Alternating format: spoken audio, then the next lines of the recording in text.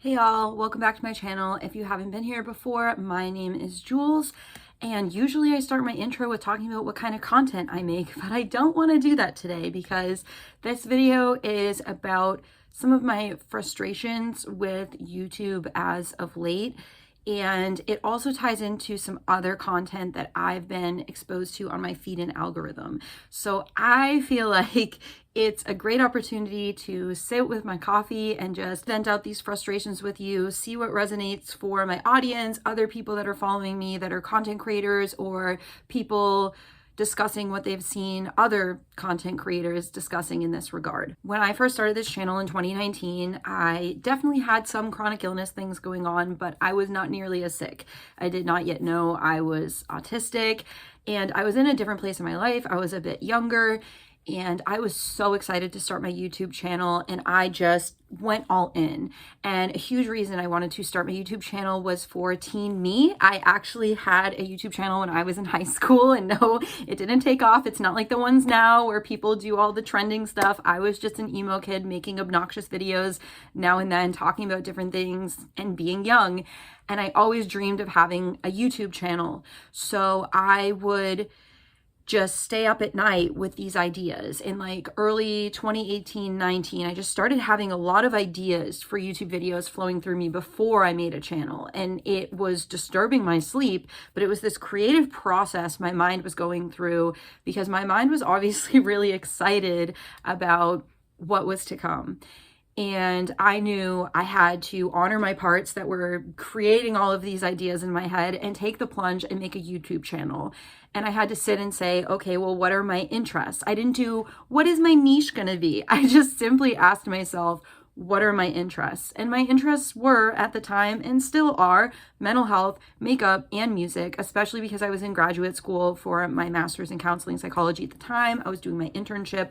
So I was working in the field, actively studying everything. So it was very salient for me to talk about mental health, and it was helping me a lot. I had a series on this channel called Let's Get Clinical that I'm very proud of, where I would go through DSM diagnoses and talk about them. And I would talk about all the clinical stuff and the research, but then I would also talk about some lived experience and community-based stuff with those diagnoses. However, later on into my career, when I niched down in my specialty as a provider, I became a neurodiversity affirming provider.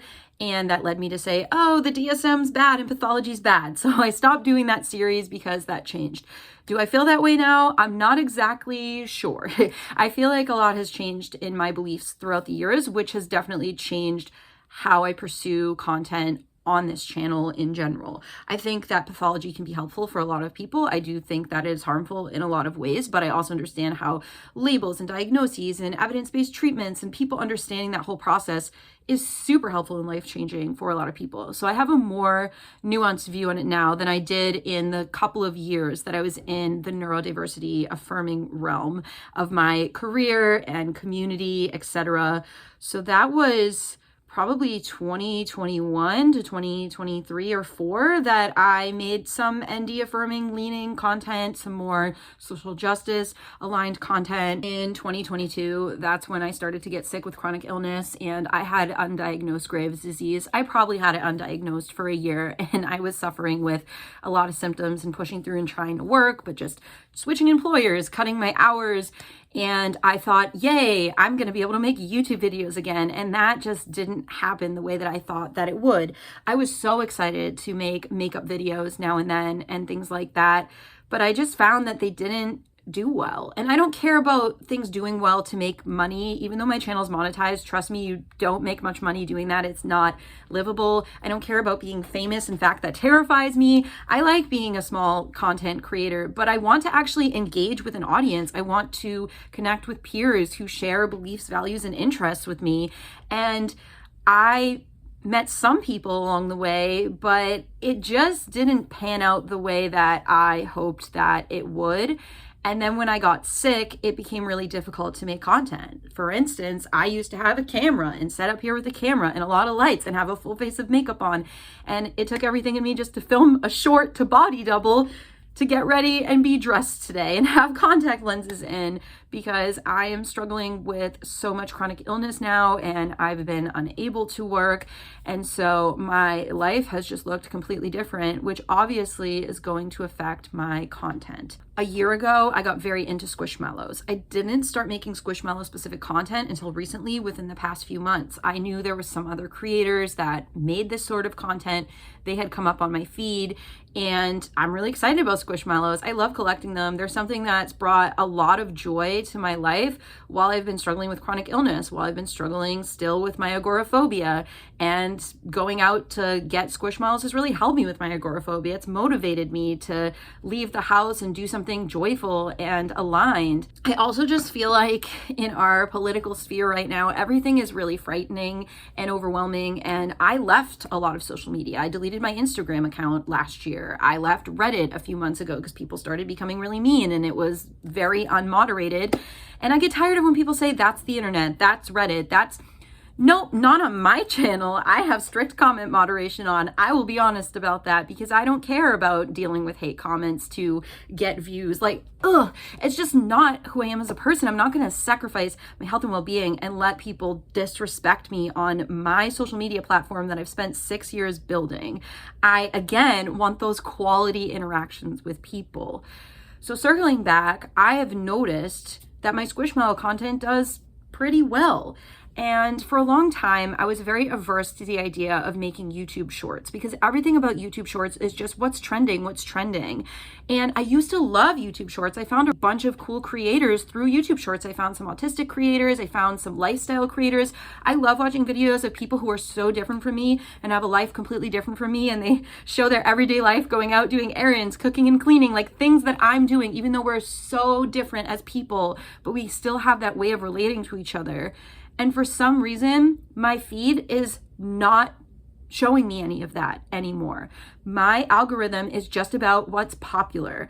I have seen a lot of religious content on my feed, and personally, I'm not religious. If you are welcome here. I respect all differences, but I don't know why that's being advertised to me. And I can tell, and I have watched many YouTube videos about how social media is not the same anymore because people aren't connecting with each other anymore. We're just being fed ads. And it's overconsumption culture. Oh, you're feeling down and sad, you're feeling alone, instead of here's how to connect with people. It's like, you don't need any friends, go buy stuff. And I get it. I have a video called Why I Have No Friends. Being autistic, it is very difficult to have friends. But I also think that social connection exists on multiple different levels, right? So we might not all have the capacity or privilege to have an absolutely amazing closest, bestest friend, right? But maybe we have some acquaintances or peers, people that we connect with now and then in a comment section or we run into in a certain community, whether that's virtual or in person.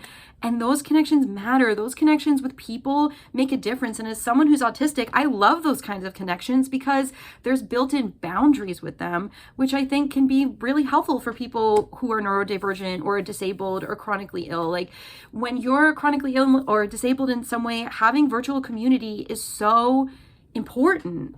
But nowadays, it's just really hard to find. And again, I know there are people out there making really awesome content. I'm just not seeing it. And I don't know why. And I'm also seeing people who are really well-known creators have videos that are just not doing well, videos that are really interesting, but they are not rage bait, or they don't have a clickbaity title, or they're not about buying stuff, or they're not about reviewing something or reacting to something, or whatever it is, whatever's trending for, I think, Gen Alpha at this point. I mean, I can relate to Gen Z as a millennial, and I feel like for a while social media was aligning more with some interests of Gen Z, but now I feel like it's very about Gen Alpha on my feed. And I do not, of course, watch this content. I am 33 years old. Sorry if you can presently hear a trash truck. I have horrific sensory issues, so I had to stop filming and I just got really distracted and overwhelmed because I'm not wearing headphones because I didn't want to. But yeah, I've been getting YouTube shorts of teenagers doing dances at high school, and I click not interested, do not recommend this channel, here's why I'm not interested. I've even been kind of rude. I'm so sorry to teenagers, no offense, I'm glad you're happy, but I've disliked a couple videos, not because I dislike you, but because I'm trying to figure out what button to press and what to do to get YouTube to show me the content that I want to see. And this has been really frustrating for me. So circling back to YouTube Shorts, I think I've only been making YouTube Shorts for a couple of weeks now, and I'm already burnt out of it. I don't know how people have switched to that. I get why some creators refuse to make them at all, or just make them via clips of their videos, like their long form content that they're advertising. Because as an OG YouTuber, which I'm calling myself because I had a channel in high school, and someone who's avidly been on YouTube for many years as a content creator and a consumer of content, I'm just really disheartened as to where social media is going. I have to tell you, in the past couple of weeks of making YouTube Shorts, I've seen the trends. I've seen what does well. When I find a trending sound and my video is short, if it's 15 seconds, 6 seconds, that's what does the best. And it doesn't take much brain power to come up with those ideas, which is very compatible with my chronic illness and appeals to some of my parts because it's sort of funny. But it doesn't appeal to all of my parts and all of me as a person. Again, I have a master's degree. I had a career. I used to write research papers and read books. Even though I deal with intense brain fog now from chronic illness, I value being an intellectual person. I've seen all the videos on my feed about anti-intellectualism in Gen Alpha, and I'm not shaming Gen Alpha. I'm shaming some of the systemic issues that we have going on that are leading to social media being what it is now and are leading to our content being basically dumped down. Like, I literally feel like I'm losing brain cells when I'm watching content on YouTube, which again is disappointing because I left a lot of other social media since it was negatively affecting my mental health. And I thought to myself, YouTube doesn't count. And I've watched tons of videos about people who've left social media and their mental health is better. And tons of people in the comment section are like, yeah, but I still use YouTube because YouTube doesn't count. But look at my feed. It's nothing new. How many people are going to make commentary videos about the same topics? And I used to follow a creator who made commentary videos, and I think she's great, but I had to unfollow her because it's just so depressing. And I could see her getting more and more depressed throughout the years, constantly making this content. And who can blame her? Being exposed to stuff like that constantly for a job sounds awful. That actually sounds more awful than what my career as a therapist was like, because believe it or not, sometimes you have great bonding moments with clients where they're having a good day or a good week and you talk about positive things and their strengths. And sometimes I miss that too. But on social media, it's not. And there's a lot of call out culture as well. And I'm not saying there aren't people who aren't deserving of that. They should be called out. But I'm not seeing nuance and complexity being centered when we're talking about human beings. And we're not treating each other with that kind of kindness and respect either. And it's just really bothering me. Like, I feel a hollow hole in my heart just talking about this topic.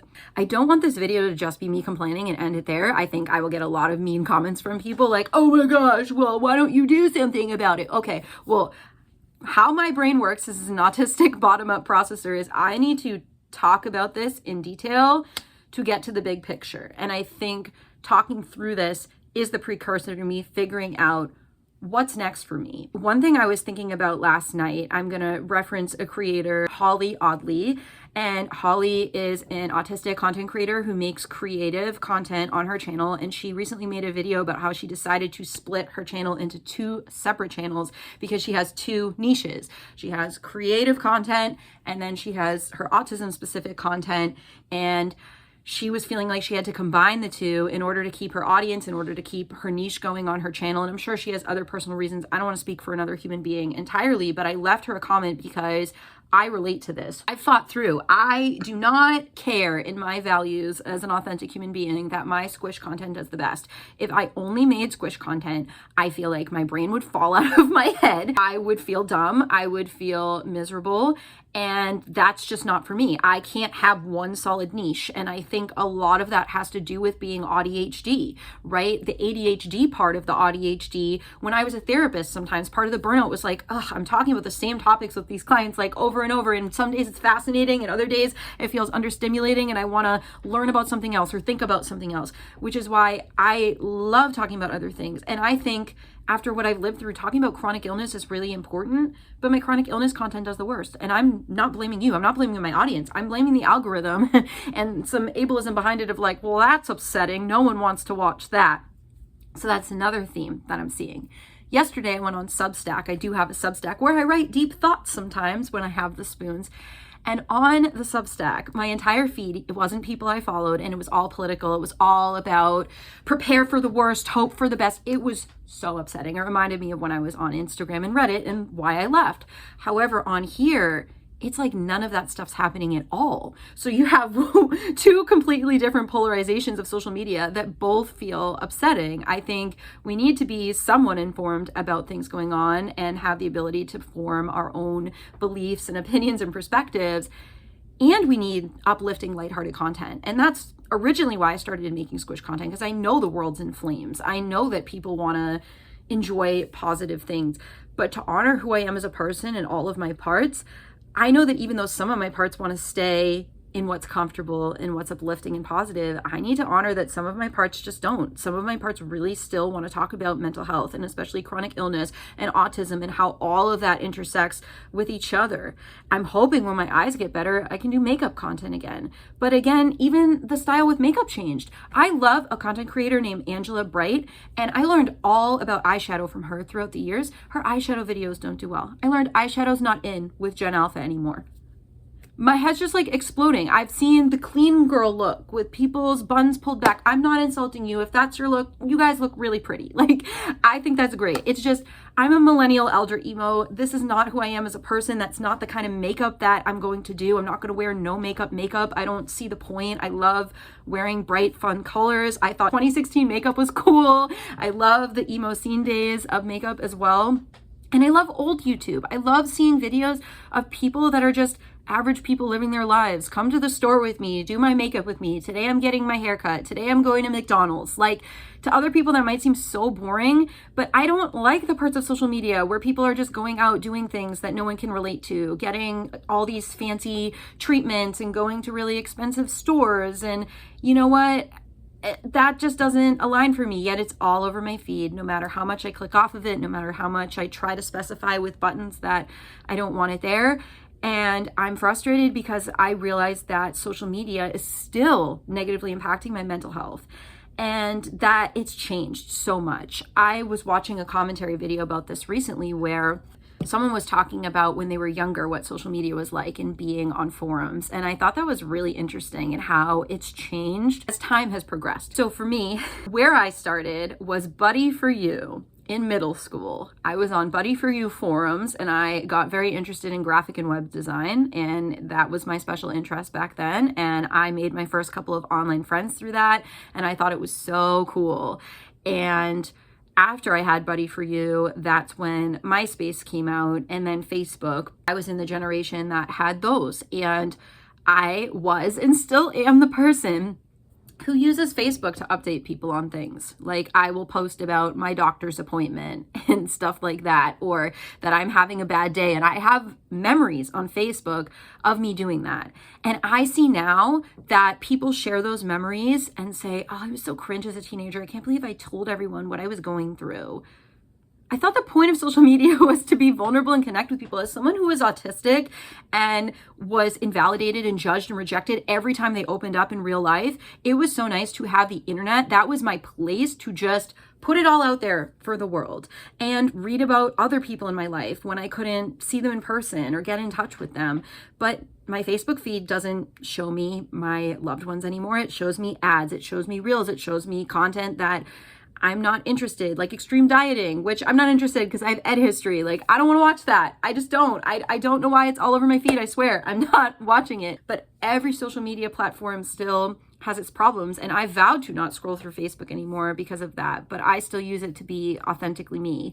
I think about when I was in high school that MySpace had those surveys and it was like 40 to 60 questions and you'd fill it out and you'd post it and everyone would see it and then someone else would fill it out and you'd read about them. So you were learning about people, you were reflecting on yourself. I'm not romanticizing these times. I know MySpace had a lot of isms and misogyny and all sorts of problems like any other social media platform. And the further back we go, the more problems there were that people weren't aware of. I will name that. However, I just miss how free and fun that time on social media was and how deeply I could connect with people. And that's another layer. I've been frustrated because in my time of trying to make online friends, I will find that people will be consistent at first, will connect with each other at first, and then it'll just fall off. They'll just disappear. And they won't communicate that with me. They won't tell me, hey, I'm going through a hard time. I might not be around for a while. I don't think they realize it. I'm not blaming or shaming people. These things just happen. And again, it's systemic. It's how our world is. For people in my life who've had to work full time or who have kids now or who have their own chronic illness or mental health struggles, neurodivergence, whatever it is. I have a really close friend who's inpatient right now and is in and out of inpatient every few months. And I've been super grief-stricken and devastated about how he's just stuck in the mental health system to survive in this society. It makes me really, really, really sad. And he was my online friend that I have the deepest talks with, that he has an understanding of me and me him in a way that I've almost never had with someone. And I am so grateful for him. But I struggle to find more people like that. And I would love to find those people in my comment section.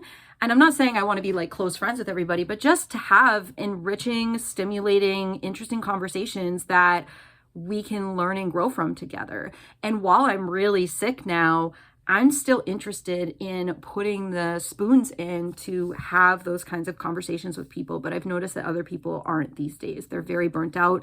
They're coping by being on social media, by taking in this brain rot content. No shame, no blame, just stating some observations that I've noticed.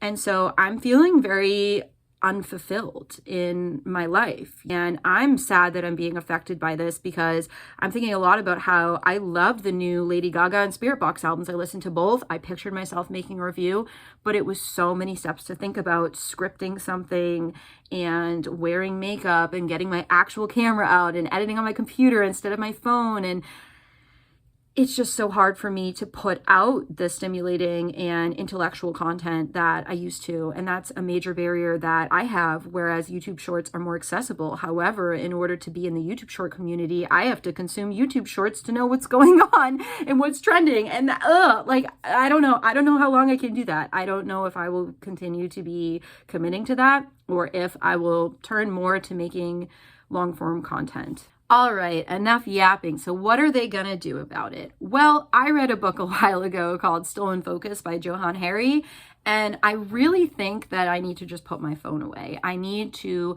just put it down, away from me, and just sit and be with all my misery, all my chronic pain, all my thoughts, and just deal. Because I'm always reaching for my phone when I'm in distress and trying to induce dissociation. And I need to not do that as much. And it's really, really hard. I will admit, like most people, I'm pretty addicted to my phone. I've seen my screen time go up by hours and it's frustrating. I wish I could work. I wish I could do something to keep myself busy. And I have a routine. I have chores. I have tons of self-care and medical stuff that I do. But in that extra free time, I go on my phone. And last night I went on my phone and it really tanked my mood and I had nightmares. And I know it was because of what I was seeing on social media. And if I hadn't done that and have been able to put my phone away and sit with myself and move through my pain, it would have been a lot better. So I think it's not like I didn't know this, but I had to emotionally embrace and accept that this is a next step for me and I have to take space from my phone. I have to find other hobbies, which is hard with chronic illness. I used to really like coloring and reading, but like holding a book is difficult. I do have a Kindle. So I have to problem solve these options about what's next for me and what kind of hobbies can I do and how can I just enjoy hobbies away from social media without feeling like I have to film everything. Oh, I'm going to do makeup. Well, I should film that, or I should talk about this product that I'm using, or if I'm reading a book, I should be talking about that. Because when you're a creator, you're sometimes having ideas in a way that feels delightful, and other times it can be really distressing like that. In this video, I almost had a squishmallow I was going to put in my lap just so some of you would watch the video because I was trying to bring my niches together, but I'm realizing that isn't going to work, that the parts that want to make this video are separate from my Squishmallow niche, and they want to reflect on all this stuff that's been bothering me that I've seen other content creators discussing.